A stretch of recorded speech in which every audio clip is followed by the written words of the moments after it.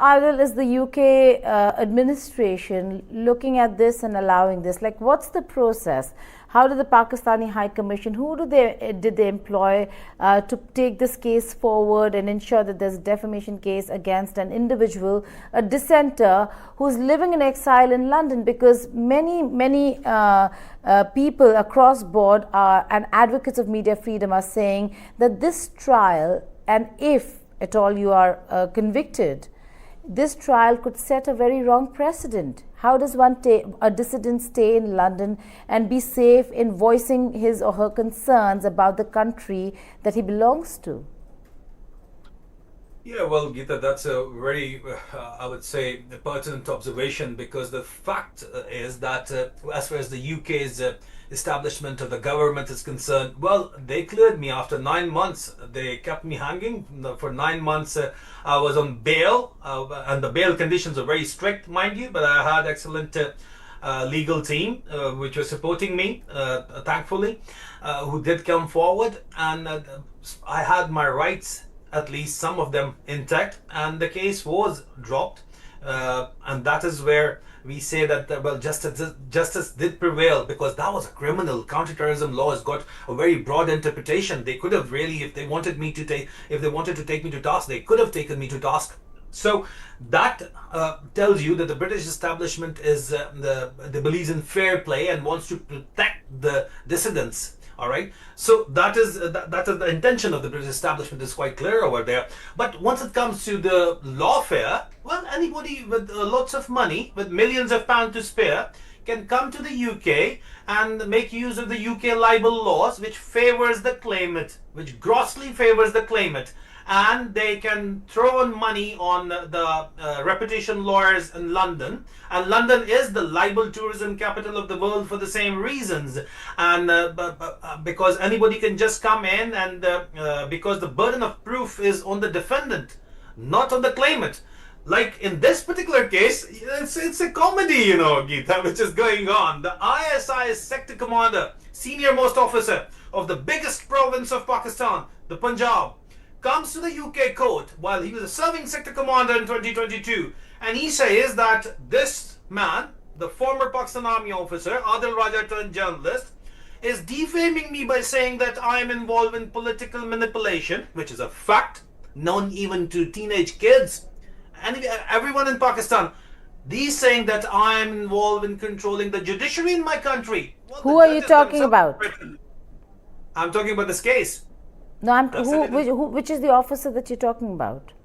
We are talking about the sector commander of Punjab, Brigadier Rashid Nasir, who's the face of this case for ISI.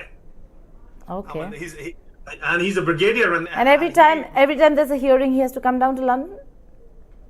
Well, he's currently in London, and you'll be interested to know that he is in London and he goes to the court, but I'm not going to the court because the UK's police has given a witness statement. A senior police officer of the UK has given a witness statement to the court that Adil Raja, this guy, is under threat and he could be targeted and his life is in danger. So give him a remote link to appear in the court. What does that tell you, you know? This is the UK's police telling the court over here. Is this a civil case, Adil, or is this a Pakistani crackdown on foreign soil? It is a civil case, Geeta.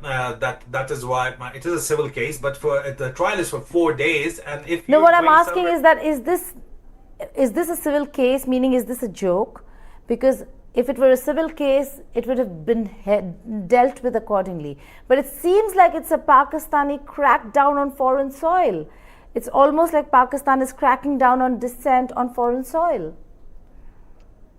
There's no doubt about it, Geeta, that it is the Pakistani Foreign Intelligence Agency which is cracking down on dissent in Pakistan, and that is why the National Union of Journalists in Pakistan, in the UK, the National Union of Journalists in the UK passed this motion which I presented, and it got passed, and the motion actually said that let me just read you a few lines of the motion, and that completely explained. I mean, these are the journalists in the UK.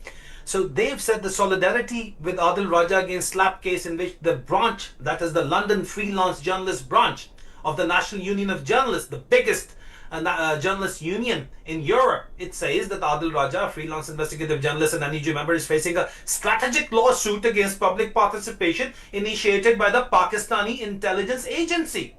That the trial for defamation is scheduled to take place at the Royal Court of Justice in London from 21st to 24th July.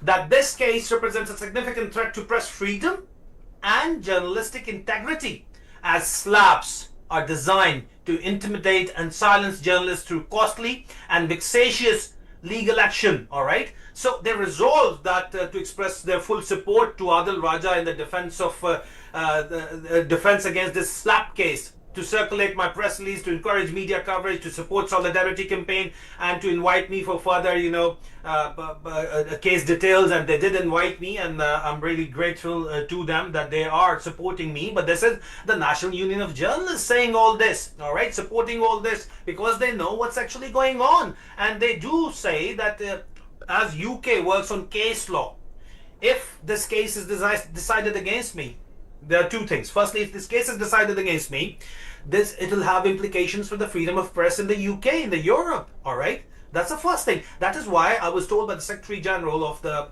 National Union of Journalists, who was speaking to us. They said, well, a lot of British journalists have shifted to France, because at the end of the day, if you lose this case, you lose your livelihood, you go bankrupt, you have to sell your house, you have to pay them the cost, and the cost goes in millions of pounds.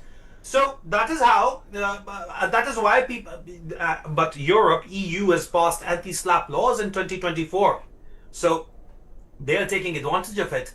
And that is why a lot of journalists are moving from the UK to France, but they still work in the UK. Then secondly, my witnesses, all three of them, Pakistan's senior most journalist Shaheen Sabai, a former Colonel Syed Akbar Hassan, living in the US, who was court-martialed just because he was coming on my invitations to my programs, my journalistic programs. He has been court-martialed, sentenced 14 years in prison. And Shahzad Akbar, the former accountability czar, who's a factual witness of Imran Khan's government. They are being threatened. Their families are being threatened. There is a malicious propaganda campaign going on against all four of us, and their accounts, accounts have been hacked. Shaheen Sabai Saab's account have been hacked yesterday. Colonel Akbar's account has been hacked. I'm talking about Twitter X accounts. All right, everything is within the power of the Pakistani establishment. Is being done to hush this up. They just don't want any kind of coverage to this case. Why? Because it is exposing their soft belly. Because when the ISI comes to the British code saying that we are not involved in political manipulation, terrorism, corruption, or judicial interference, nobody believes this. Or human rights violations in Pakistan. That's what I've said. That's why they are taking me to the dock. All right. So nobody believes them. Not even kids in Pakistan believes them. But they want to use the British judicial system to get a clean check. Because, they could have bought the court in Pakistan, but they can't do it in the UK. The prestige of getting a clean check from the UK court, it is all about that, through libel tourism, through forum shopping.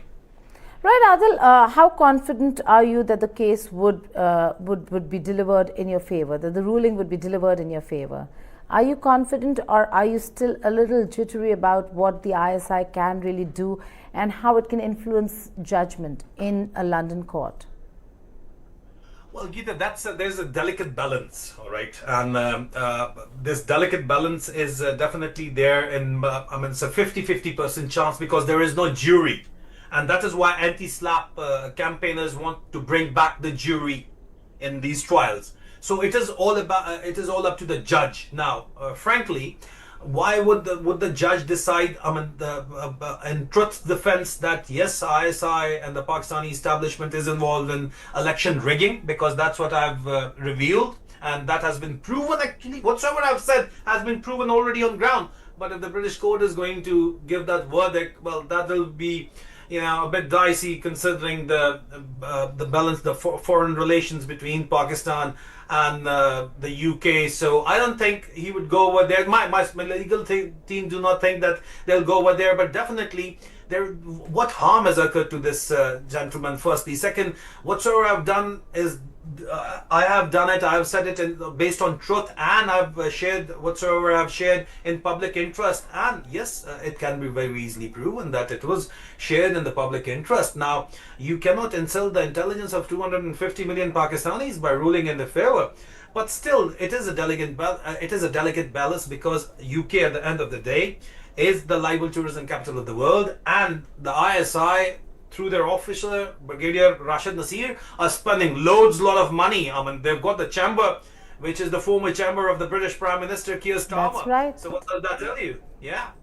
Okay, Adil, Brigadier Rashid is just a small part of the entire machinery. Who would you point your finger at in Pakistan? Not Islamabad, but in Rawalpindi. Well, the case is the directly being, I believe that the direct involvement is of the army chief, Asim Munir is directly involved. Everything is being, and I not only believe, I believe based on credible sources in the GHQ, which tells me that Asim Munir has been apprised of the situation, what's going on, and the DGISI, Asim Malik, he is also being apprised of the situation. They want to keep it low-key because they also know that the chances of them winning is not very bright. So it can go either way. So once they're not sure, so they want to keep it low-key, and they are definitely just trying to suppress any news coverage of this event. And before this, they have covered, the Pakistani media has covered it they've cherry-picked the reporting on this case, because Pakistani media was the only media interested in the case, and the British people, they only read the English, they could only read the English media. So the English media in Pakistan is definitely being controlled by the Pakistani establishment, because they cannot go here or there and survive in Pakistan, because the Pakistani media do not operate. There's no businesses being run in Pakistan, right? So they're dependent on the advertisement budget of the state, which is controlled by the military at the end of the day. So they have to listen to them, and they have to publish the news which is being given to them by the Pakistani state, and the Pakistani state being controlled by the military. So the coverage has been very biased about this case in the English media, which has been covered, English media operating from Pakistan. So definitely they are scared. They are definitely scared, but it is being controlled by the headquarter ISI in Islamabad and by the GHQ's military intelligence in Rawalpindi. They are very much entrusted. All right. So it is a case of a dissident, and they want to shut up the dissidents. They really don't want them to, and nobody has ever exposed them, Geeta, like I have exposed them in the past 3 years. And because of me, they blame me for not being able to control the public narrative. Because of the exposés I've been doing, because of the stories I've been doing, because of the investigative journalistic work I've been doing. I mean, you can blame me if you want to by calling me a whistleblower, or calling me as a troublemaker. But whatsoever I reported became the ground reality. That is the fact.